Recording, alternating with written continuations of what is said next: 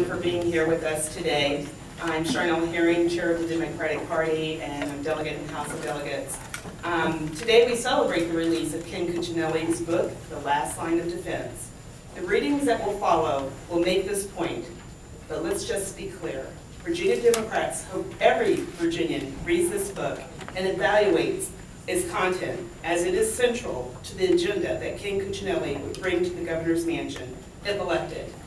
Each of us have passages to share with you, which we believe is important in order for Virginians to make the best possible decision about their next governor. With that in mind, I'll get right to the first reading.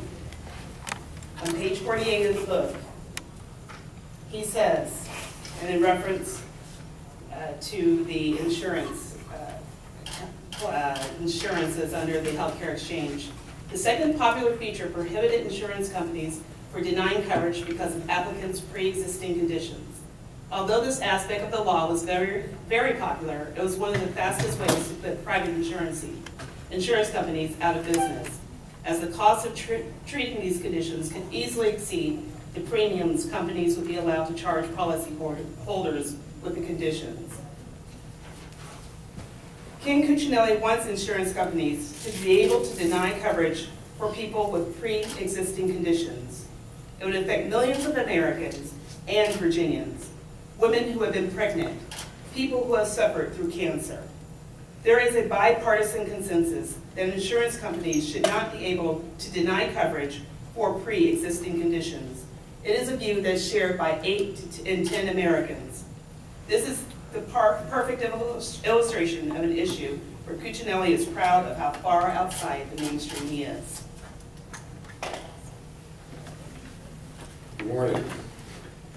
Ken Cuccinelli's opposition to Medicare and Social Security may be the most extreme element of a book that's filled with extreme statements, and I'll pull a passage from page 62. Sometimes bad politicians set out to grow government in order to increase their own power and influence. This phenomenon doesn't just happen in Washington, it happens at all levels of government. The amazing thing is that they often grow government without protest from citizens.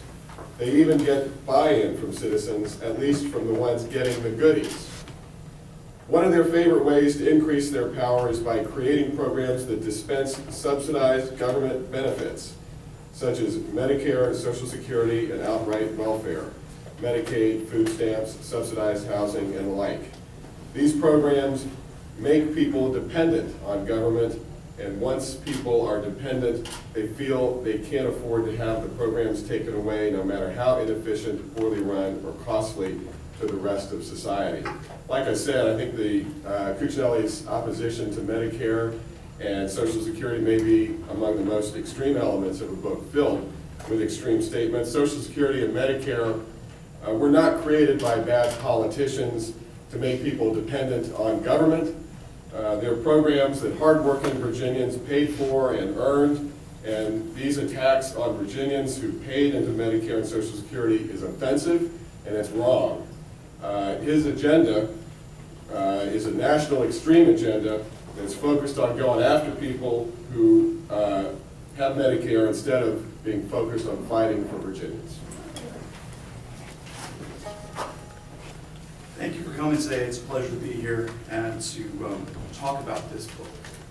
I'm going to read a passage that deals with the Attorney General's attitudes towards the 47% and also Medicare Part D.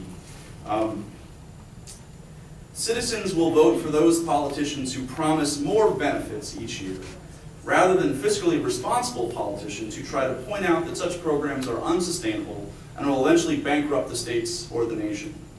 Creating government dependency is the typical method of operation for big government statists. But sometimes even small government conservatives can stray from their principles and fall into this way of legislating. We don't have to go far to find examples of conservatives going astray.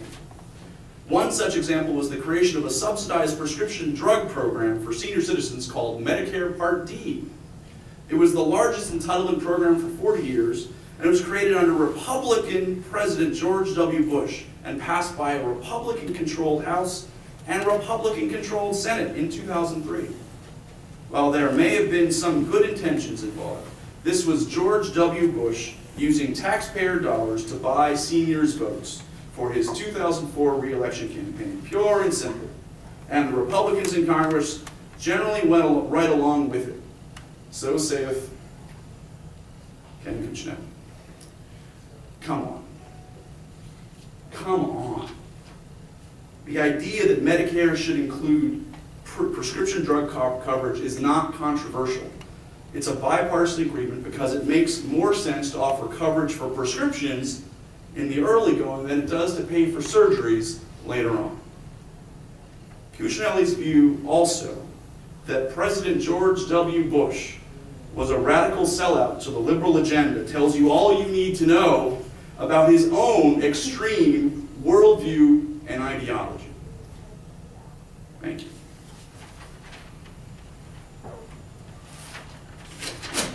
Thank you for coming this morning. I am here to talk to you all about the scourge of recreation centers.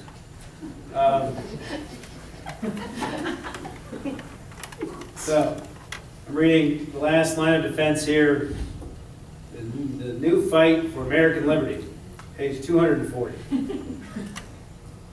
Let's look at more unintended consequences of the government rec center.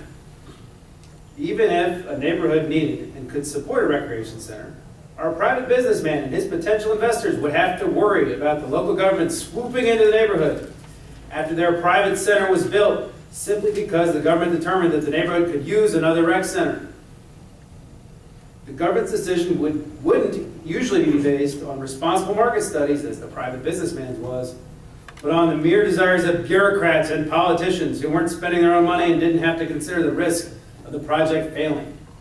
The government rec center might even undermine our private sector one because, again, the government doesn't need to be as concerned about losing money on the venture. After all, it could just raise taxes when it needed to cover the losses that inevitably occur. In parentheses, very few ventures run by the government ever turn a profit or even self-sustaining, like colleges. Because government's ability to crowd, that was an ad-lib, by the way. Because government's ability to crowd out private activity not only reduces economic efficiencies and the power of the free market, but also the opportunities of entrepreneurs and the choices of consumers. Citizens' liberty once again finds itself reduced to a smaller and smaller sliver of the liberty pie. Liberty pie. Right. Liberty pie.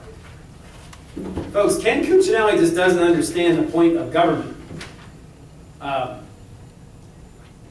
If there were not two recreation centers in the 44th District, most of my constituents, they would have to, first of all, they would never see a pool. And secondly, if they did swim, they'd have to do it with the snakeheads in the Potomac.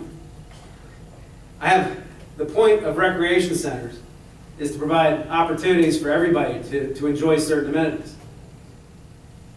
The entire concept that most ventures don't net even is a fundamental misunderstanding of government. As I pointed out, colleges, universities balance their budgets every day. There are billions and billions of bonds issued in this state, revenue bonds issued in this state that are funded by college dormitories, student centers, dining halls, parking decks, that New York bond investors will not fund if it can't be shown they're gonna net positive revenue, that they're not going to cover the bond. There are all kinds of government ventures that cover their losses. And I would ask the Attorney General to come visit two of the rec centers in my district and ask some of my constituents whether they think that whether they think the skating rink or the pool in the 44th District that's provided by Fairfax County is part of the out-of-control big government. I think he'll find some interesting answers if he goes and talks to some real people. But from my point of view, the idea that public recreation centers and skating rinks are somehow a threat to the liberty pie is it's radical and it's extremist, and it's incredible that somebody would even hold that kind of a view in today's world.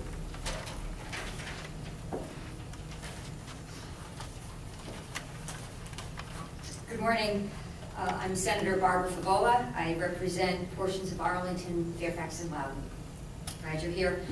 I have a quote I'd like to share with you from Mr. Cuccinelli's book, and it's, quote, "Big government proponents don't understand that, as economist Milton Friedman states below, free markets are an excellent force to keep businesses in line. If a company is polluting the ground and its waste is seeping into a neighbor's property, the neighbor can sue for damages.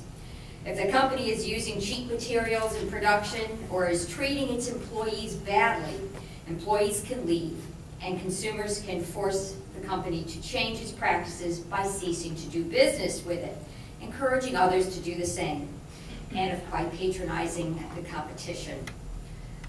Well, well, in my mind, this sounds like a free rein for Darwin's theory, survival of the fittest. What happens if an individual is too poor to influence the market, or too ill to recover from an environmental catastrophe? Mr. Cuccinelli is saying it's okay to pollute the water we drink and to contaminate the food we eat. It's okay to use toxic materials on children's toys. The government only has to step in after there's been damage, significant damage. Well, that's not the government you and I want. We are not pawns in the hands of big business. The opportunities afforded by government should level the playing field, not minimize our ability to achieve a quality of life. We need a governor who will support all Virginians and a governor who will protect Virginia's families. That is not Mr. Cuccinelli. Thank you. I want to thank you all for being with us today.